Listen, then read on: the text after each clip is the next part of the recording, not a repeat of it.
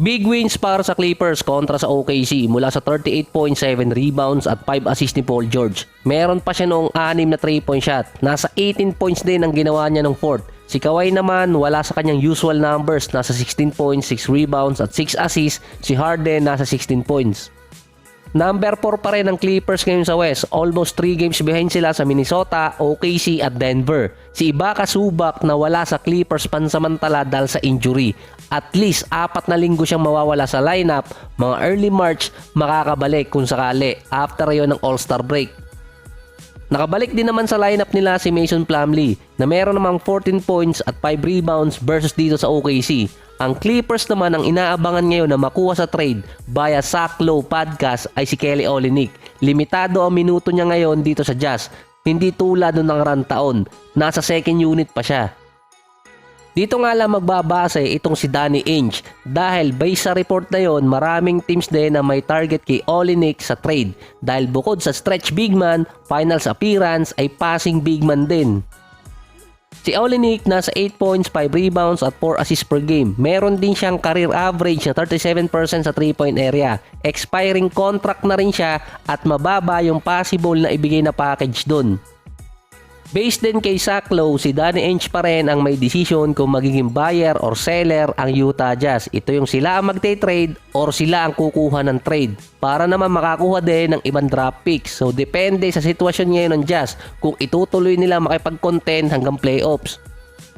So far ngayon ng Clippers meron 3 sentro, si Plumlee, Daniel Theis at yung injured na si Subak. Competitive lineup yon para sa kanilang frontcourt pero sa stats mas mataas pa rin ang rate kung ilalagay mo doon si Olynyk para sa 3-point area, assists at rebounds kumpara kay Theis at kay Plumlee. Ang Raptors naman at Pacers nagkaroon na ng discussion about sa trade para makuha ng Indiana si Pascal Siakam mula Toronto. Base kay Sham, ang package na ibibigay ng Indiana si Bruce Brown at 3 first round pick. Low ball masyado yon sa trade dahil nga former all-star itong si Siakam. Si Bruce Brown meron siyang nasa $45 million sa loob ng 2 taon. At least $22 to $23 million kada taon. Kahit expiring contract si Siakam, ang contract niya ay nasa $37 million pa rin. Sa technicality, may salary cap space ang Pacers. Si Brown ang highest paid player nila ngayon taon. Susunod si Miles Turner tapos si Buddy Hield. Hindi pa nagtitake effect yung kay Haliburton. Dahil sa package na inoffer ng Indiana dito nga sa Toronto na lowball talaga yon para sa isang former all-star, dito pumasok yung Dallas, Golden State at yung Sacramento na dati nag-backout na.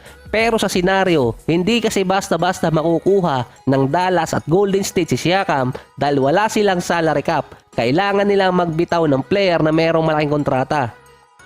Sa Golden State ang nakikita doon si Wiggins kapalit ni Siakam at ilang picks. Ang Dallas naman hindi makapaniwala sa inoffer ng Pacers para sa Raptors. Wala din silang asset para makapagbigay ng players sa Toronto kapalit ni Siakam. Pero sila ang may gusto talaga dito kay Pascal Siakam at ang risk doon, hindi nag-commit si Siakam sa kahit anong team na mapupuntahan niya via trade. Ito yung pipirma siya ng kontrata. Ganon din ang value na gustong ibigay nitong Dallas katulad ng si Indiana. Kung pagbabasihan pa yon, ang pinaka best player na pwede nilang ibigay si Tim Hardaway Jr. na maganda yung nilalaro ngayon. Kailangan pa nila ng 2 or 1 player pa na isama doon dahil malaki ang kontrata ni Siakam. Meron din silang 3 first round pick na pwedeng ibigay. Samantalang si Wiggins, hindi lang talaga Raptors yung may target sa kanya. Kung hindi kasi makuha ng Indiana si Siakam mula sa Raptors, tatargetin naman nila sa Golden State itong si Andrew Wiggins. Ang isang player na pwedeng isama doon si Buddy Hield na expiring contract na din. Kaso nga lang si Buddy Hield may worst season ngayon so far. 12 points, 3 rebounds pero 38% sa 3-point area. Meron din siyang 2 3-point shot kada game. Ma-accommodate ng Pacers ang kontrata ni Wiggins. Mapapababa naman ni Buddy Hield ang payroll ng Golden State. Plus kailangan nila ng 3-point shooter sa second unit.